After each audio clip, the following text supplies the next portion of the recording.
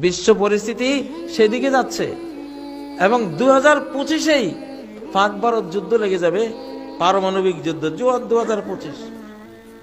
এবং কোরআন হাদিস ঘেটে দেখা যাচ্ছে ওই দিকেই ঘটনা যাচ্ছে। বাংলাদেশও এর থেকে মুক্ত না, বাংলাদেশও এর থেকে মুক্ত না।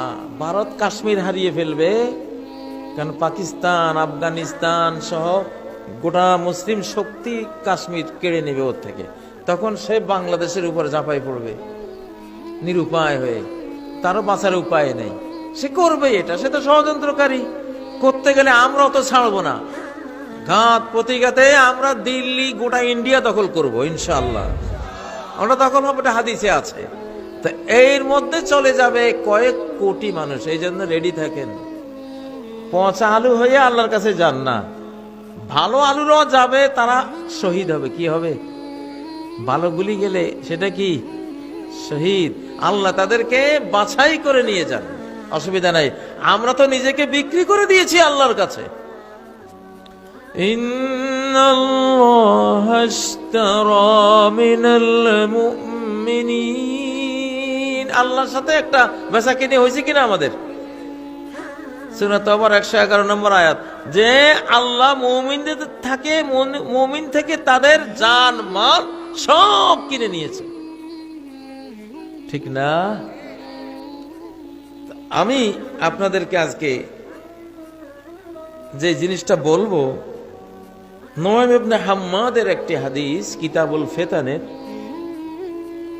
সনদ দুর্বল, কিন্তু বাস্তব পৃথিবীর আলোকে, মুহাদ্দিসিনদের, হাদিস বিশারদদের মূলনীতির আলোকে এই হাদিসটি বিশুদ্ধ।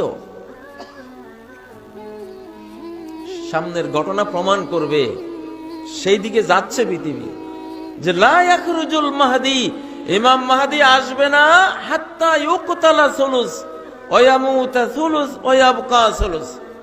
ইমাম মাহদি আসতে আসতে এর আগে পৃথিবীর টোটাল জনসংখ্যার 3/1 খুন হয়ে যাবে। 800 কোটি মানুষের 3/1 কত পড়ে?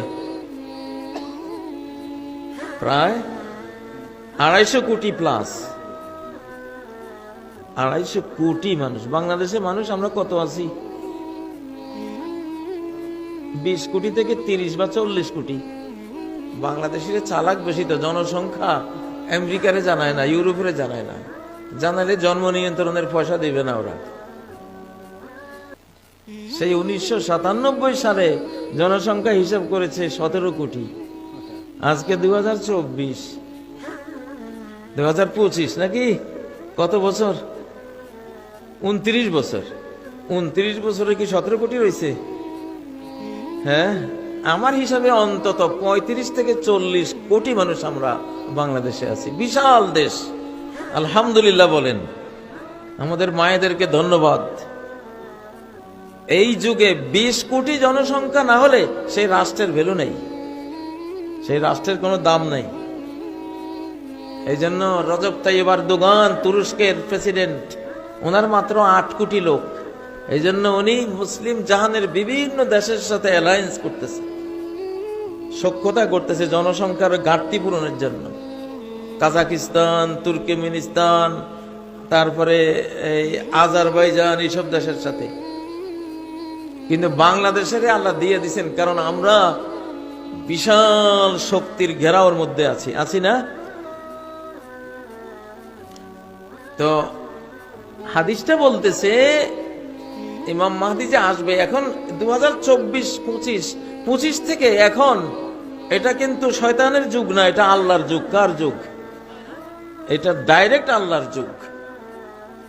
ওয়াযাক্কিরহুম বিআইয়ামিল্লাহ, মানুষকে আল্লাহর আইয়াম দিয়া, আইয়াম মানে মুতলাকুল ওয়াক্ত, সময়, আল্লাহর সময়, আল্লাহর যুগ। সময় যখন আল্লাহ নিজ হাতে নিয়ন্ত্রণ নিয়েছেন,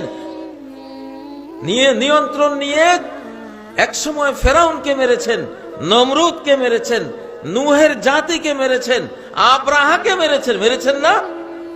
ওই সময়টা ডাইরেক্ট আল্লাহ নিয়ন্ত্রণে নিয়েছে, মানুষ পারবে না, এই জন্য সরাসরি কেন্দ্রীয় শাসন, ঠিক নয় কি? ও ভাইয়েরা, তো আমাদের এই যুগে 250 থেকে 350 কোটি মানুষ খুন হবে। যে অ্যাটম বোম বানিয়ে রেখেছে, পারমাণবিক বোমা বানিয়ে রেখেছে, রাশিয়া, ইউক্রেন, ইউরোপ যদি যুদ্ধ লাগে, ধরেন ওখানে চলে যাবে 1-150 কোটি। পাকিস্তান, ভারত তো লেগে আছে অলরেডি। ইসরায়েলের ইহুদিরা আসি খেপাচ্ছে যে পাকিস্তানকে মারো। পাকিস্তান রেডি রাখছে যে আমাকে মারলে আমিও ছাড়বো না, তামা করে দেব, ঠিক না? রাজীব গান্ধী যখন ছিলেন তখন পাকিস্তানের পারমাণবিক চুল্লি ধ্বংস করার জন্য আমেরিকা, ইসরায়েল, ভারত একসাথে ষড়যন্ত্র করেছিল। সাদ্দাম হোসেনেরটা ধ্বংস করে দিয়ে, ইরাকের সাদ্দামের পারমাণবিক চুল্লি ধ্বংস করে দিয়ে পাকিস্তানেরটা ধ্বংস করতে চেয়েছিল। কিন্তু পাকিস্তানি গোয়েন্দারা জেনে গেছে রাত 12টায় ওরা আক্রমণ করতো, 1টা-2টার দিকে, 12টায় পাকিস্তানি গোয়েন্দা জেনে গেছে যে আমাদের পারমাণবিক মুসলিম জাহানের যেই আত্মরক্ষার বিরাট একটা শক্তি, এটা ধ্বংস করে দিবে আজকে। জিয়াউল হক তখন বেঁচে ছিলেন। প্রেসিডেন্ট জিয়াউল হক বললেন, সাথে সাথে আমার বিমান বাহিনী এক ঝাঁক ভারতের দিকে মুভ করো, আরেক ঝাঁক ইসরায়েলের দিকে মুভ করো, আমাকে যদি আক্রমণ করে আমি উড়াই দেব। পরে ওরা খবর পেয়ে গেছে যে পাকিস্তান সজাগ হয়ে গেছে, সাহস করে নেই। তখন ভারতে একটা ক্রিকেট খেলা চলছিল, সেই ক্রিকেটে বিভিন্ন প্রেসিডেন্টদের আসার দাওয়াত ছিল। জিয়াউল হক সরাসরি আসলেন ক্রিকেটের মাঠে। রাজীব গান্ধী আর উনি খেলা দেখলেন।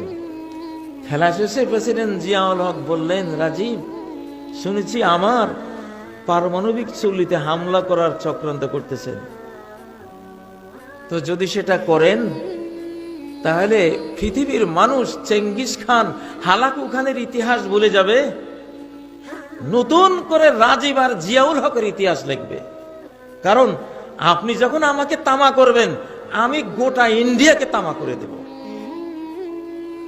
তো ইন্ডিয়া হিন্দুদের দেশ, পৃথিবীতে একটাই আপনার হিন্দুস্তানের হিন্দু জাতির দেশ একটাই, আর আমার মুসলমানের দেশ আছে 57টা। আমার পাকিস্তান গেলে আরো 56 রাষ্ট্র আছে আমার। এই কথা শোনার পরে রাজীব গান্ধী আসতে থেমে গেছে। ঠিকই তো কথা, যদি ওরা আমার দেশটাকে মেরে দেয়, আমার তো হিন্দু রাষ্ট্র একটাই। আমি কথাগুলি কেন বলতেছি? মানসিক প্রস্তুতি নিতে হবে। বাংলাদেশে